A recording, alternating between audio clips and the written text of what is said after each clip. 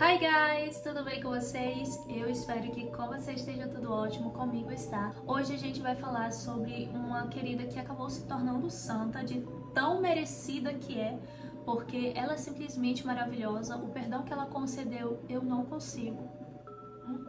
Juro. Você vai comentar aí no final, vai comentar assim, dizer se você perdoaria ou não. Mas eu quero dizer que o motivo de eu ter trago o vídeo de hoje, o conteúdo de hoje, foi justamente pelo fator perdão. Tudo que ela passou foi muito horrível, mas ainda assim, agonizando de dor, passando quase 24 horas, imersa numa dor insuportável, ela ainda assim conseguiu pensar e dizer eu perdoo, é algo surreal. Esse é o vídeo de hoje. O vídeo de hoje é baseado totalmente no perdão. O nosso enredo se inicia lá no início do século XX, na região das Marismas Pontinas, próximo a Netuno, Itália. Havia terras pantanosas, malária, miséria extrema, e as famílias camponesas que ali viviam eram como moeiras. Trabalhavam na terra de proprietários e ficavam com uma parte daquela plantação, daquela produção, só que era uma parte muito mínima, era quase que um trabalho escravo. E foi nesse ambiente que nasceu Maria Goretti em 16 de outubro de 1890, em Carinaldo. Nomes estranhos, vocês não acham? É cada nome estranho para os locais. Ela era a terceira filha de 6 filhos de Luigi e Assunta Goretti. Aos 10 anos, a família mudou-se para Frieri de Conca. Na época, eles dividiam a casa com outra família e eles se chamavam os Serinelli. Entre a família Serinelli havia um jovem chamado Alessandro e ele tinha apenas 20 anos na época. No ano de 1900, o pai Luigi acaba falecendo de malária. E agora a mãe, Assunta, começa a trabalhar o dia inteiro no campo. Consequentemente, Maria acaba assumindo os deveres da casa, como cozinhar, lavar, cuidar dos irmãos, a costura. E enquanto Maria está assumindo novas responsabilidades, se adaptando a uma nova rotina, Alessandro ele começa a passar longos tempos isolado. E há relatos ali que indicam que ele consumia material pornográfico rudimentar da época e também acabou desenvolvendo uma obsessão por Maria.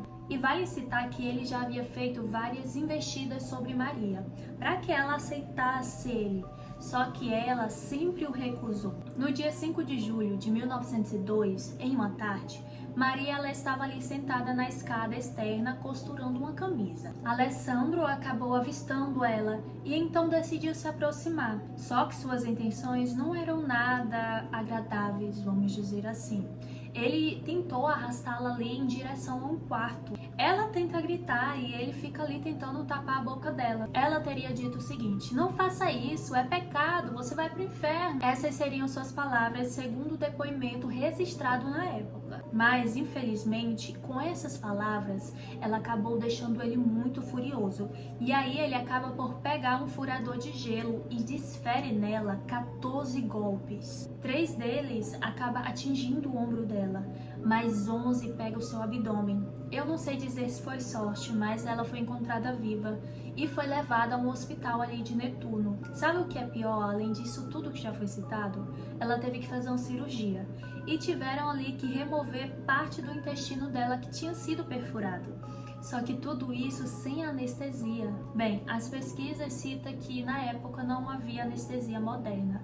Ou seja, poderia até haver uma, mas não que fosse tão eficaz quanto a atual, que usaria a cirurgia se fosse nos tempos de hoje. Voltei, a minha luz tinha descarregado. Então, continuando, depois disso, ela ficou agonizando por quase 24 horas. E aí um sacerdote acabou indo visitá-la e perguntou se ela perdoava o Alessandro que tinha feito isso com ela. Agora a pergunta é, você perdoaria o cara que tentou te abusar? Você fala pra ele que é pecado e o cara simplesmente te fura? Ah, eu não.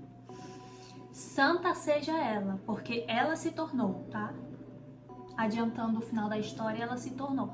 Porque eu, quem sabe um dia, mas, cara, meu Deus, juro, eu não consigo pensar como ela foi capaz de perdoar o cara Sério, não é que eu tô julgando ela, é que ela tava agonizando de dor. Vai morrer por causa desse infeliz. E ainda assim conseguiu, na sua santidade, conceder o perdão a ele. E ela disse o seguinte: sim, por amor a Jesus eu o perdoo e quero que ele esteja comigo no paraíso. Ai, que forte, que forte! A querida morreu no dia 6 de julho de 1902. Ela tinha apenas 11 anos, 8 meses e 21 dias. Ela tinha 11 anos e o cara quis fazer isso com ela. E ele tinha 20. Ai, que ódio, juro! Cara mais escroto. Depois disso, Alessandro é preso imediatamente. E em outubro de 1902 é julgado em Valetri. Foi condenado a 30 anos de prisão. Nos primeiros anos, ele permaneceu ainda assim agressivo, isolado e indisciplinado. E segundo os relatórios penitenciários, foi registrado comportamentos difíceis. Mas, assim como ela havia o perdoado, ela também queria que ele... não consegue? Que ele, alcançasse... Você não lembra não que ela disse que queria encontrar ele lá no céu? Então, é isso que eu quero dizer. Cerca de 8 anos depois, ali encarcerado, Alessandro relatou uma experiência espiritual. Ele afirmou que sonhou com Maria em um jardim e ela estava lhe oferecendo lírios brancos. Cada lírio que ele tocava se transformava em chama, e esse ocorrido aparece como um testemunho em documentos de processo de beatificação e em cartas posteriores. O que é isso em processo de beatificação?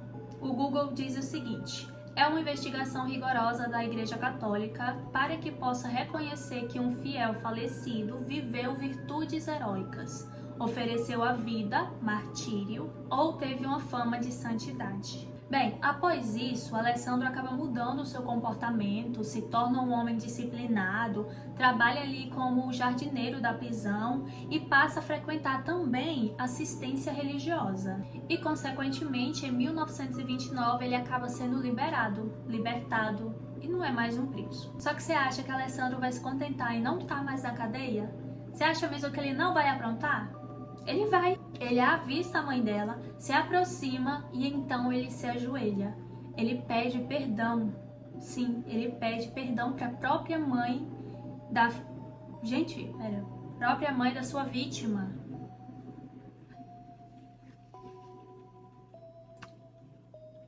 Enfim. E ela diz o seguinte: se a minha filha te perdoou, quem sou eu para não te perdoar?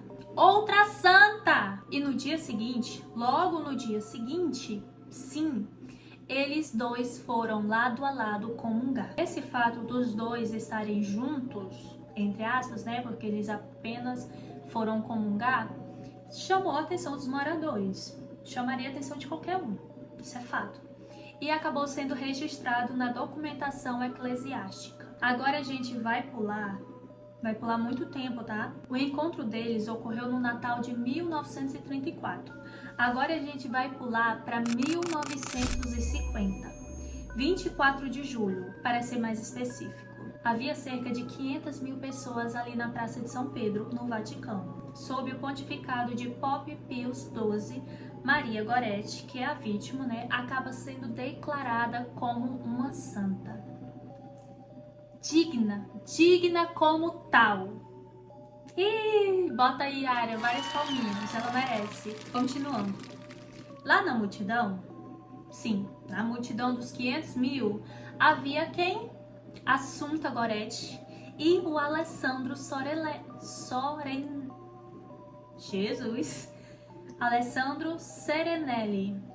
É porque é um trava-língua, não me julga. E no final das contas, Maria se tornou uma das santas mais jovens canonizadas oficialmente. E o que aconteceu com Alessandro? A gente vai falar sobre isso agora. Após a libertação dele, ele se tornou terciário franciscano. O que é isso? Não sei, vou pesquisar também. Seria um membro de um clero diocesano que deseja viver o evangelho segundo os passos de São Francisco de Assis. Também chegou a trabalhar como jardineiro e porteiro de um convento capucino e acabou vivendo discretamente até o seu falecimento, que foi no dia 6 de maio de 1970. Mas, ao finalizar ali a sua vida, ele também deixou uma carta. E ele escreveu o seguinte: espero ser admitido à visão de Deus, para estar perto de Maria Goretti. Sem comentários. Então foi esse o vídeo de hoje, eu espero muito que você tenha gostado. Eu já fiz o meu comentário ali no início, porque eu já sabia que eu não ia querer comentar no final. Então é isso, comenta aí o que você achou. Se você perdoaria a pessoa que lhe fez mal. Muitas pessoas guardam rancor de uma simples infração. Imagina de algo tão brutal, não é mesmo? Um corpo, quando é ferido, mesmo que não chegue a sangrar, ele acaba penetrando na alma toda aquela dor. E é por isso que é difícil perdoar. É isso que eu tenho pra dizer. Esse foi o vídeo de hoje. Beijo, tchau.